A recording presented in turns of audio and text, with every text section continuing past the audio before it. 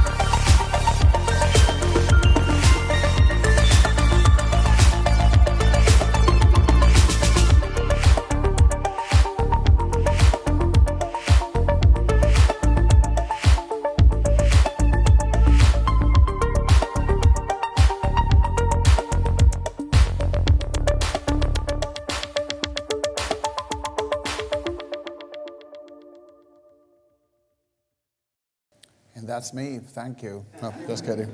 So I hope you enjoyed that and gave you some context. Today I'll be sharing with you some of the activity we do at the Outnet in order to reward customer loyalty and drive innovation across everything we do. So let's start talking about how we reward loyalty. We knew we found ourselves in a very similar position as a lot of retailers out there. 5% of our customer base was generating around 41% of our revenue. It's important to point out that all of this was organic. So we weren't doing anything to really reward our most loyal or engaged customer. It was simply happening. We knew we needed to do something, but we wanted to make sure that we did something that was absolutely right for the customer. So with this in mind, in May last year, we launched Front Row, our very own VIP program that has as a main objective to reward loyalty. We asked and listened what our customer had to say and what she wanted. Of course, everybody wants an extra discount, but that's already the business we're in, so we really weren't about offering any more discounts. We didn't want to do tiers. We didn't want to do points. It wasn't a level loyalty scheme. It was more about access, and that's what she wanted. Why access? The nature of our business means that we have limited stock. So the stock that we have on site when we do every upload, and we do 4 uploads a week, that's the stock we have. We're not flash sales, but the product goes up on site. If a customer finds something that she loves at the right size, she knows she has to purchase it there and then, because the likelihood of her putting it in a wish list and then going and buying it in the next week is slightly unlikely. It still may be there in some cases because depth is interesting in some products we have, but in others, it's all about finding the product you love and shopping it. So she wanted access. What does access mean? So we came up with this plan or this program that offered 4 main things. The first thing is early access to uploads and new products. So once again, we're not flash sales, but what we could do was offer our most engaged customers product or being able to shop uploads 2 hours before the main customer can. So before it's all available on site, our VIPs can shop some uploads maybe 2 hours before. But in some cases, we do private sales just aimed at these VIP customers, maybe for a duration of a weekend. It's not exclusive products that we made available to them. It's simply we've allowed them to have access to that product before everyone else. Then after the sale is over, it goes on to the sign as a made upload. We've done this in the past really successfully with brands like Alexander McQueen, Dolce & Gabbana, Victoria Beckham, etc. So it's really key brands that the customer is buying into and she wants to get her hands on them. Second thing we do is we host private intimate events around launches. So for example, she wanted to have access, once again the word here, key, to designers. She wanted to meet other like-minded VIPs, but she also wanted to meet the team behind the outlet. Not me, but they wanted to meet our editorial team, our styling team, and be able to have that relationship to the people with the people responsible of putting all those products together in the uploads and the editorial stories.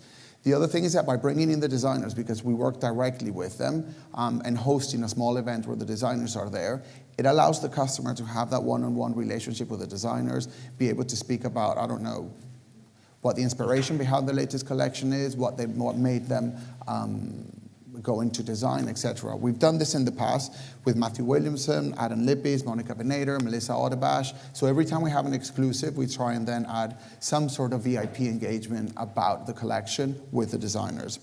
We do gifting in key occasions. So as you saw, we have Iris & Ink, our own private label, which is great for us because then the team can go out and brief to the Iris & Ink team a very exclusive product that isn't available on site that then we can gift to make sure that we delight and surprise our customer. Gifting has also a very commercial point for us because we're putting in front of the customer a product that maybe she would have not purchased before, but then she'll be able to touch it. And considering that we work with great cashmeres, we have incredible leather, shearling, suede, etc. For me, it's really important to get that product in front of the customer. Once she touches it, she's converted. She will come back and buy Iris & Ink. Remember that because Iris & Ink is only available on site, she has no point of difference. So if I tell the customer it's a beautiful Balmain jacket with lots of embroidery, she will know. An Hervé dress that fits, she will know what that fit is. If I say a beautiful, buttery, leather stretch leggings from Iris & Ink, not so much. So any opportunity that I can have to put that quality product in front of her is a win situation for us. And then the last thing we do is bespoke promotional activity. So we have services such as same-day delivery in New York, Connecticut, and the Hamptons during summer. We do the same in London. So what we'll do is across key dates, so for example, 4th of July, this weekend, London Fashion Week, New York Fashion Week, we'll offer some sort of maybe free premier shipping to our VIPs. They don't expect it. It's not calendarized. It's not every year exactly the same. So it's constantly keeping her on her toes, but making sure that we're offering special things for her. Overall, results have been great. We've just launched, considering it's been a year in, but our VIP retention rate has increased by 5%. The number of orders that VIPs have placed has increased by 15%, and the average order value of VIP orders has increased by 11%. So really, just by making sure that we gave her what she wanted, it wasn't discounts, it wasn't tiers, it wasn't points, it was this is what you need to do to get there. It was simply really understanding what her experience on site was, what she was lacking or what she wanted more of, and us being able to package that, we managed to so far get great results. Now let's talk a little bit about constant innovation. Constant innovation allows us to keep our customer truly engaged and gives us a reason over and above the great brands and products that we have in the weekly updates to keep reaching out to her. That's why we always look for newness on site. It could be via technology, content, and also products. As the off-price sister side of Net-a-Porter, content is at the heart of everything we do. And we see content as absolutely everything we do. So it's not necessarily what we have on a content side, it's everything. It could go from the products and the brands that our buyers curate and put together as part of the matrix of brands we offer. But it also is around the way we editorialize and theme each upload. Every upload goes on site because there's a story to it. It could be trend-led, it could be brand-led. It's not simply product that we found and decided to put up on Tuesday on the site. So we see that as well, that editorialized upload as part of the content we generate. It's also about how and when and where we shoot our seasonal campaigns, the way we shoot and style the product, and of course, the actual content we create to leave off-site, like for example, within our social media channels or emails. So content really is at the heart of everything we do. So let me share with you one of our most recent products or recent projects we've done. As part of the Christmas 2015 offering, we launched a brand new shopping service available only on the Outnet app and available only by invitations to our VIP. The personal shopping assistant service offer instant and immediate help with customers with anything to do with styling advice. So if the customer was planning on buying something and they needed advice, they could access that through the app. Have a real person on the other side suggest what they could be wearing or what they could be shopping for a specific occasion. Our customer not necessarily, but in the majority of the cases, comes to site for looking for something for an occasion. So it's not, she doesn't come in thinking, I don't know, I'm just going to have a look. She knows what she wants and maybe occasion. So for us, having that really helped. It could help also with gifting. So someone needed to buy a gift for someone, had a bit of an idea of what the style of this person was. The PA also helped with that. And also simple things of where my order, how long is it going to take to deliver, etc. So all of that was there and part of the offering of the PA. For us, the results were great. I mean, yes, it was supposed to be there just to get the stress out of the Christmas shopping, but it was more than that. Important to say that it became our customers' second favorite way of contacting us. As you saw, we have live chat. Live chat is only available on the desktop version of the site, so we have nothing on mobile. Mobile is a very important channel for us, so we needed to find a way of offering a similar, if not the same, experience of live chat and being able to talk to someone in real time, in real life. So with that in mind, as a result, we realized that 32% of the trial participants downloaded the app for the first time. So these were customers that were in our VIP segment, which we know is a quite good segment for us, have not downloaded the app, but now have decided to. Why is this important? First of all, 50% more or less, more than less, of our sales are generated by mobile devices. Mobile devices we categorize as anything. So it could be mobile, it could be an iPad, it could be also the app. But more interesting, and I'm the first one to raise our hands and say it's a fact, our user experience when it comes to our mobile website versus our app is dreadful. So the app is exactly what we want it to be. We know also that the customer that shops in the app is a much better customer than the one that shops just through the mobile version of the site. So given that we already have those customers engaged on mobile, I'm interested in those that have decided to engage with us mobile-wise, move into the app. Because also we have tools like not only it's a better customer, but they have tools like push notifications so I can really keep engaged with them. So overall, great results. As you saw in the intro video, we ship over 170 countries, so we can properly say that our customer is truly global.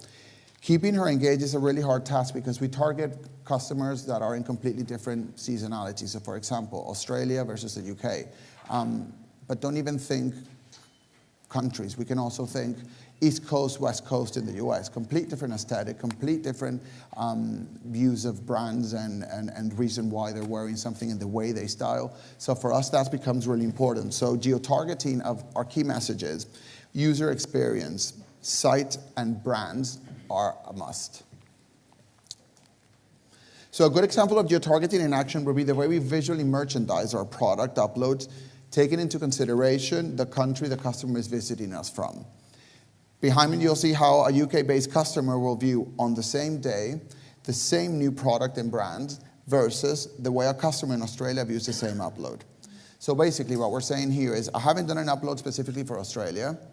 I have taken the product that we had as part of that upload, and my visual merchandising team will ensure that at least what the customers see in Australia out of that upload is most relevant to them. How do we make it relevant? It could be seasonality, so it could be that there is some, let's say where the majority of the upload is fall, winter, there's something there spring, summer that we put for them, but it also could be brands that over-index. So we know the brands that our customer in Australia may love, then we try and make sure that she's gonna see the entire upload, but at least the way that we visually merchandise it and adjusting the first product she sees is most relevant to her.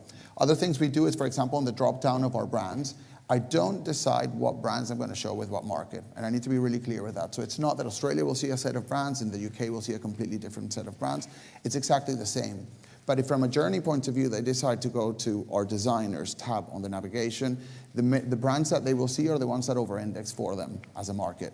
Remember, we're e-commerce only, so I know what brands they're looking at, I know what brands they're not looking at, I know what product they put in basket and decided to abandon, what product they have shopped. So we really have that data there, and this is where the data really becomes interesting, because we know what brands over-index or not. Yeah. And then it's not all about technology. Creative plays a really important role in geo-targeting and ensuring that everything is as relevant as possible. So anything that we shoot has to take customer into consideration and location of customer.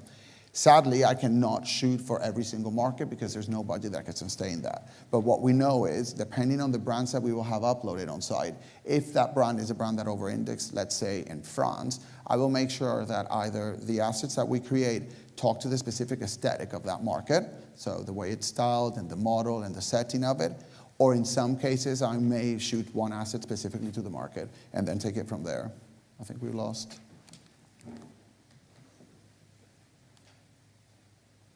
Was that me?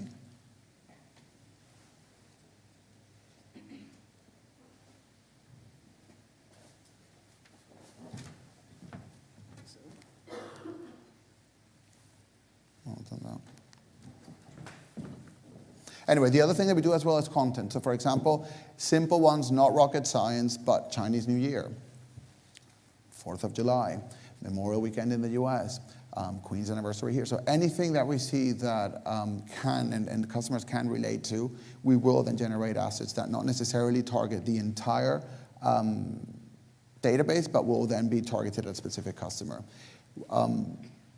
Yeah, I think that's that. Then we need to go on to the next one.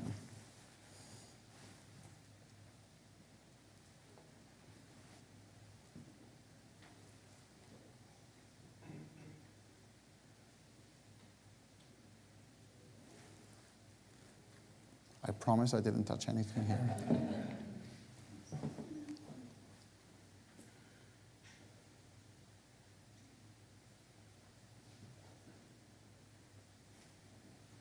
And slides here are important because I've got 2 more videos for you.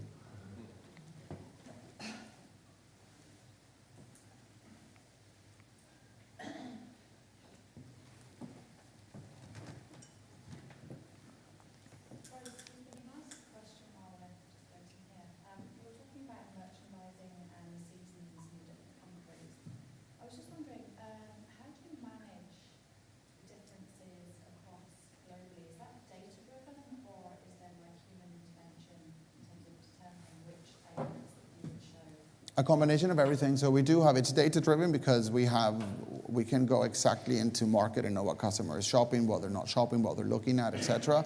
But also I don't have global teams based everywhere. So I've got, let's say, around 10 key markets. But in those key markets, I will have either a PR agency or a marketing agency that will allow us also to have an intel into market. The other thing is that I spend a lot of time traveling. So I flew back yesterday from Chicago, hence my voice. I'm always traveling, and the team are always going and connecting with customers. We also have a panel, so we have 10,000 very engaged women that were just telling us stuff. And we thought, well, this doesn't make any sense. They want to tell us, let's engage formally.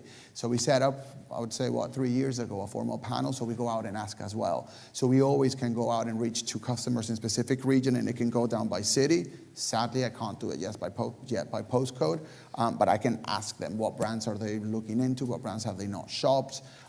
What are they layering, not layering? So it's a combination of having a fashion team that knows what trends are happening out there, a buying team that do all of that fashion weeks, have the relationship with the designers and know what's coming up, and then I layer that with the data that I have from the sites, plus the intel that is coming from market.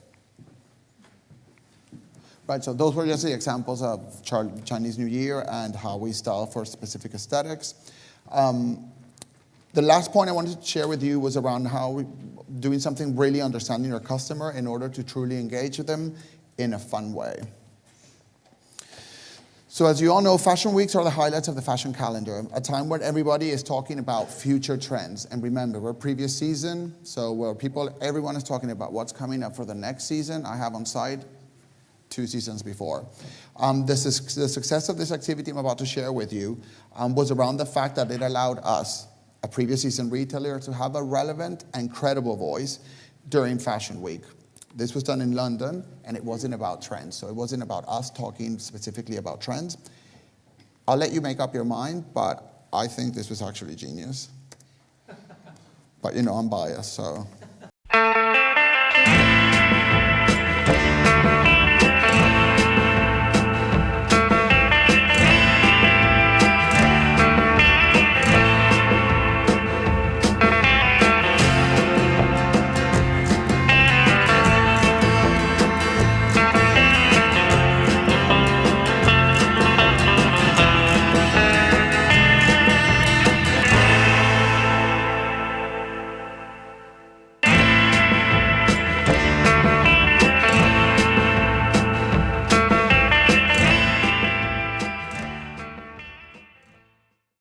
So meet Sergio, our award-winning on-the-ground reporter, literally on the ground. We knew our customer, so this is where the data bit comes in. We knew our customer loved shoes. Shoes happened to be the second category on site, but most importantly, on social media was the #1 category she was engaging. So she was liking and she was sharing. Also, we knew that, well, I assumed that everybody loved dogs or they wouldn't really feel strongly against the dogs. So with all of that information, we thought, hey, the best thing that we can do is send a dog to ensure shareability during Fashion Week and get us some noise. We decided to send Sergio to London Fashion Week, an ankle-high sausage dog. He was armed with a GoPro camera, and he was there to sniff out the latest shoe trends.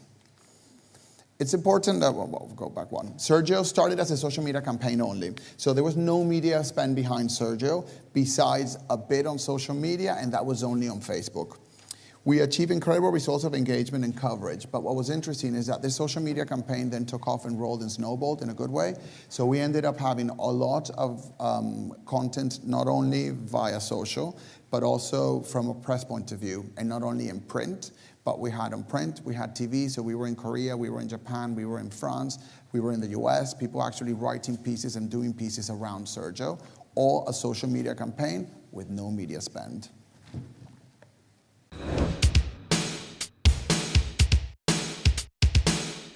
How do you get a small online designer outlet into London Fashion Week without an invite? Sergio, the shoe hunter, the Outnet's canine reporter, too small to see the catwalk, but big enough to sniff out what the fashion editors laud above all else. The shoes they wear, and then match them with the Outnet stock so you could shop the trends as they happen. Over the week, Sergio hijacked the Outnet's social channels, insta-schmoozing the Fash Pack from a dog's eye view. His microsite, daily highlight vids and live feed gained huge following, packed more than Alexa Chung and mentioned more than Vogue. Brands soon noticed Fashion Week's biggest sensation, and the exclusive invites flooded in. The Outnet was thrust to front-row stardom with the highest ever volume of site traffic to their shoes. A 92% uplift in international shoe sales and a 318% increase in brand mentions, reaching an estimated 25 million unpaid impressions. The Outnet had the audacity to challenge the pretensions of Fashion Week, because when it comes to making a big impact, size doesn't matter.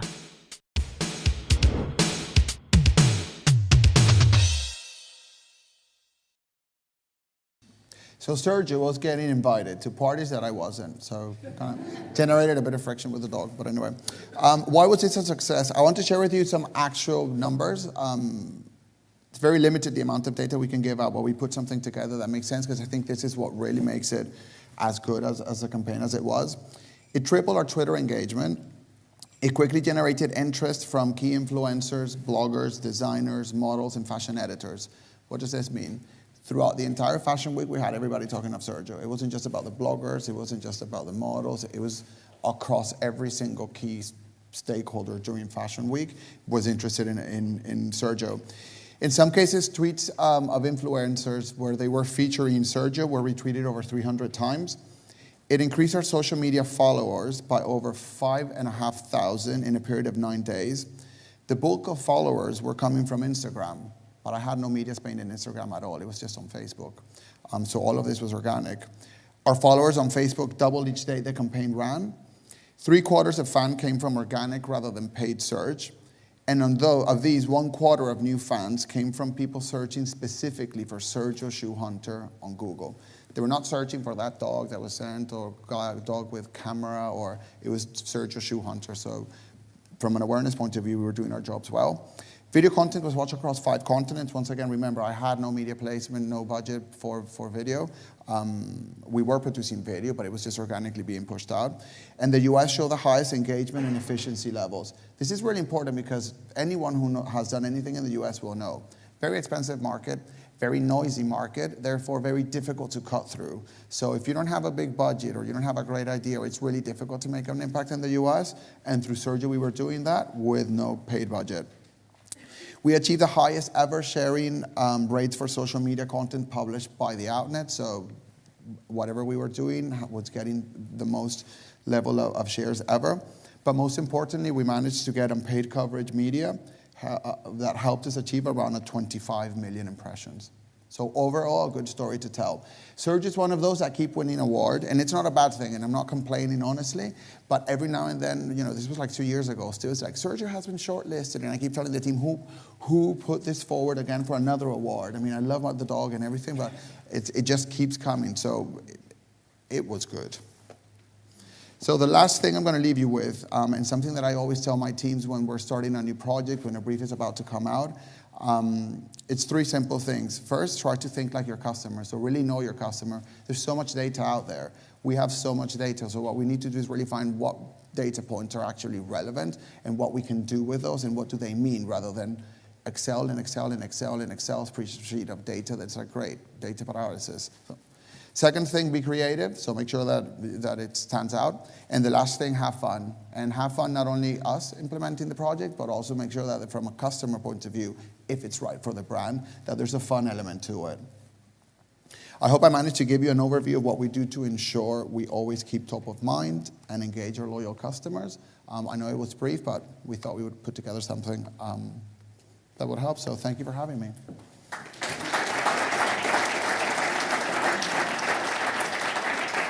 Thank you very much. That was great. I think we just have time for one question if anybody's got any more questions. I know we had an impromptu break there for questions. Just down the front there. You did some geographic segmentation when you're designing your campaigns around certain festivals and holidays, etc. Is there anything deeper than that? Are you looking at your customers in any other dimensions to help, advise them on what they should buy? You said you've got a shopping assistant. Is there more to? Shopping assistants will know by region because we got them based across the world. So they're part of a central team that work across all of the brands. So from a customer point of view, assistant, yes. I would say that if we're talking about getting to a level of personalization where it's relevant on everything they see on site, and not yet. Yet is a keyword here because we're working on new platforms. So there's lots of things that we want to do that we could do, but because we're re-platforming, it makes sense. We have to put them on hold until we launch them fully with a new platform that will allow us to do all of it. So we keep talking about, well, when we talk about personalizing, what does personalizing mean? Is it just about your region, or is it about your personal shopping history, the brands that you've shopped, the size? For example, my customer doesn't like to tell me her sizes because she feels that she will miss if I'm only showing her size 10. Because she may want to buy that incredible Dolce dress and have it altered, and maybe it was just one size bigger. So we need to be careful with the amount of data that she can give us versus what we can learn, and then what does that mean and how we put it out there. So at the moment, it's just geographical, and it's just based on insights, be it from site or from the teams, but that's about it. Great. Well, thank you so much. Great, thank you. That's,